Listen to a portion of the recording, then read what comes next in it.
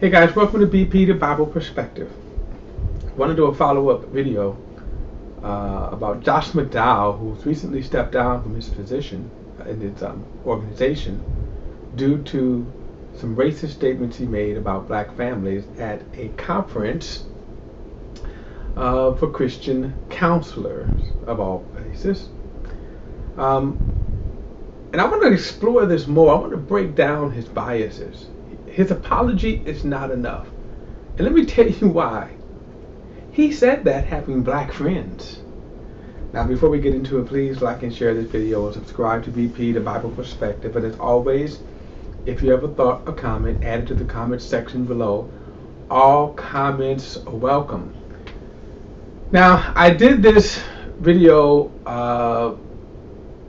and it was concerning Josh McDowell's outburst in which he was addressing an audience at the American Association of Christian Counselors, in which to me he revealed what was truly in his heart. And this is what I want to really kind of go further in. Now, he, in a statement, excuse me, this is what he said. He said, at a recent conference, I made comments about race, the black family, and minorities that were wrong and hurt. I'm sorry, that were let me start over.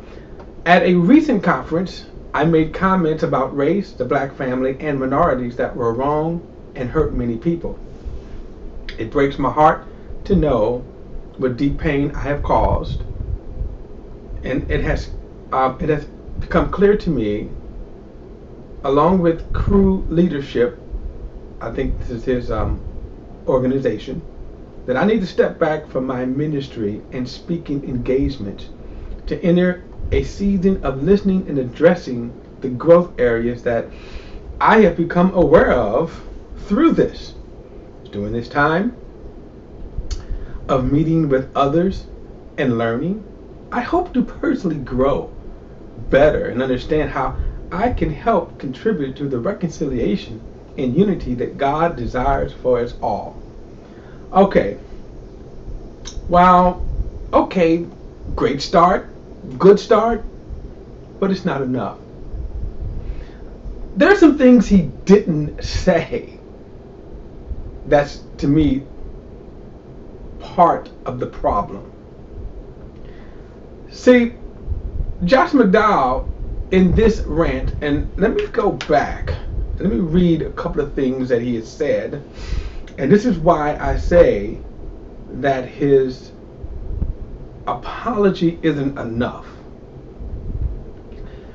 The first thing the reason what got him into trouble was he identified critical race theory as one of the biggest problems facing America and the Christian church.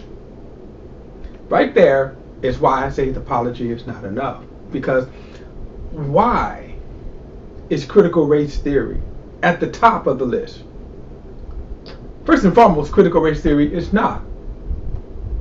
Critical race theory is an academic theory taught in universities about the nature of systematic racism. In other words, it examines and it analyzes where racism, and law meets. Now, over the past couple of years, critical race theory has been targeted by white conservatives and now white evangelicals as the boogeyman, as evil. But what's behind this attack is the same that we've seen since the 50s and the 60s. I said in the last video, in 1963, when the government of the United States, after hearing Martin Luther King's I Have a Dream speech said he was the most dangerous Negro in America. What was behind that? When he made that statement, what was behind that? When you make a statement like that, by the way, which is not true, and you know it's not true, the purpose was to demonize the good. It is to mischaracterize, so it is to shift away from. Martin Luther King had made an impact on society, on white society. The racist J. Edgar Hoover didn't like that. And so you mischaracterize. You say he's dangerous. Why is he dangerous? Because he's fighting for racial justice?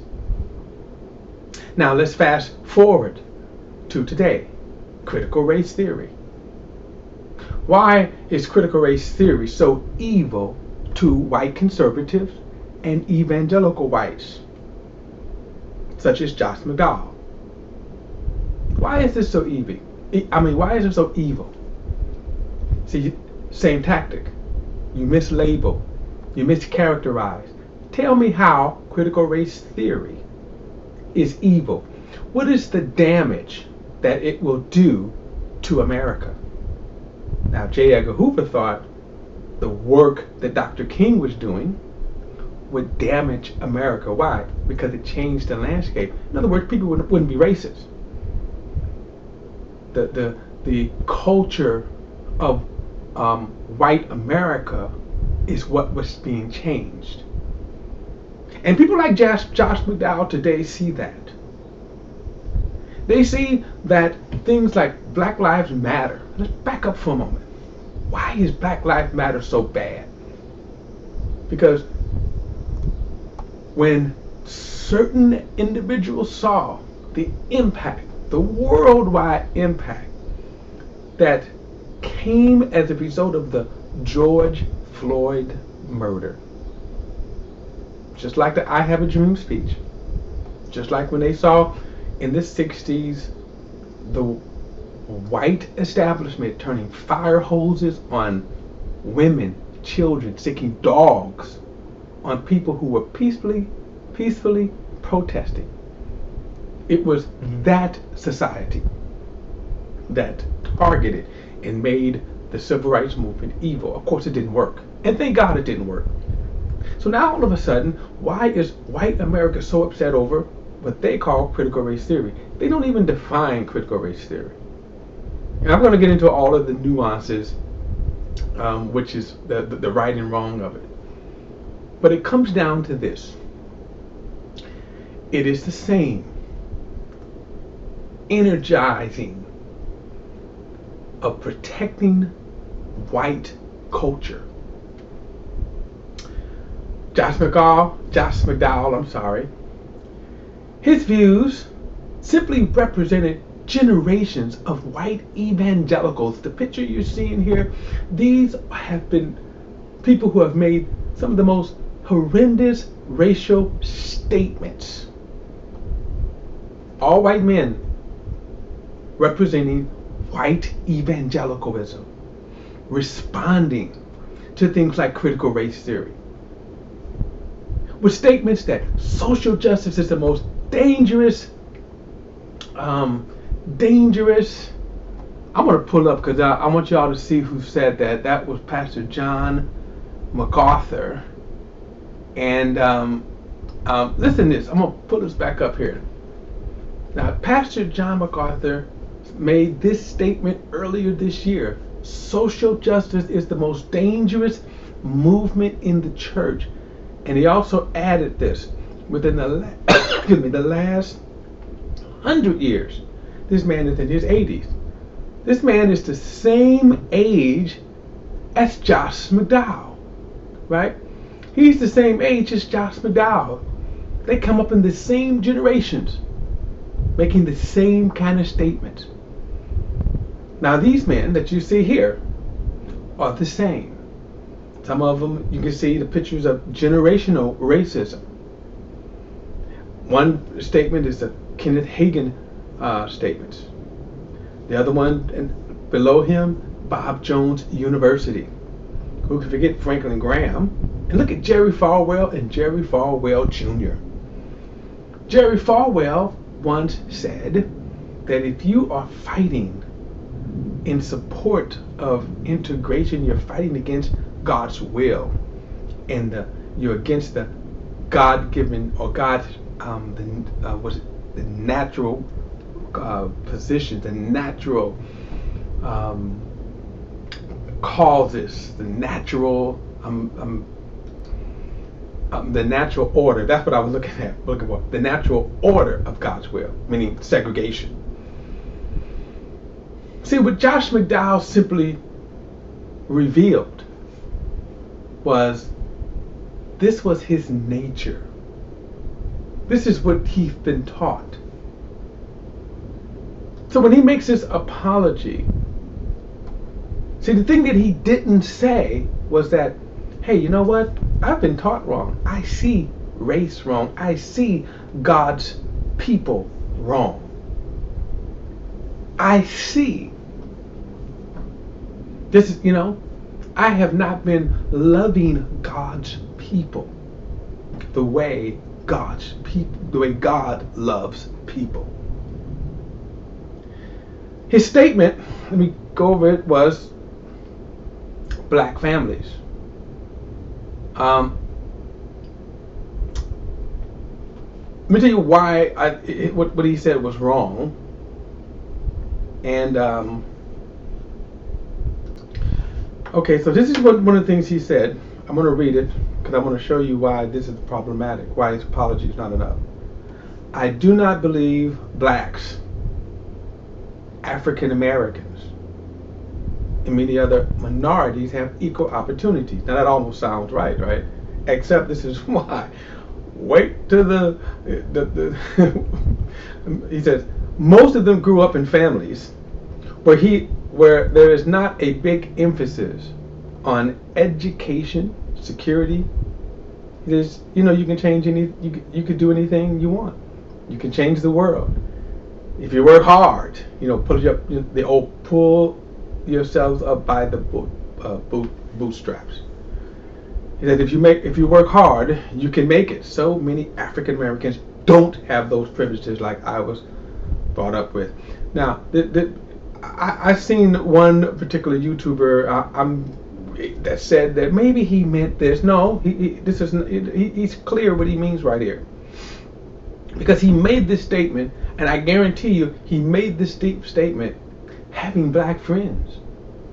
That he made this statement, hey, black people have been to his house. He's eating dinner with black people. And notice what he says here. Most. Right? I do not believe black African Americans and many other minorities have the opportunities. Why? Most of them grew up.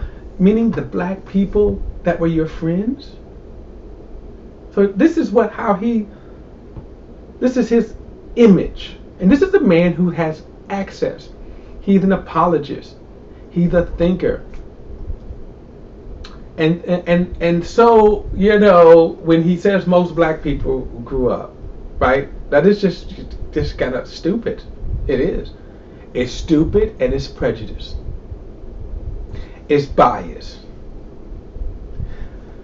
For academic reasons, I'm not going to call him a racist, because I don't believe that he would go out and harm people. See, racists harm people, that's the difference.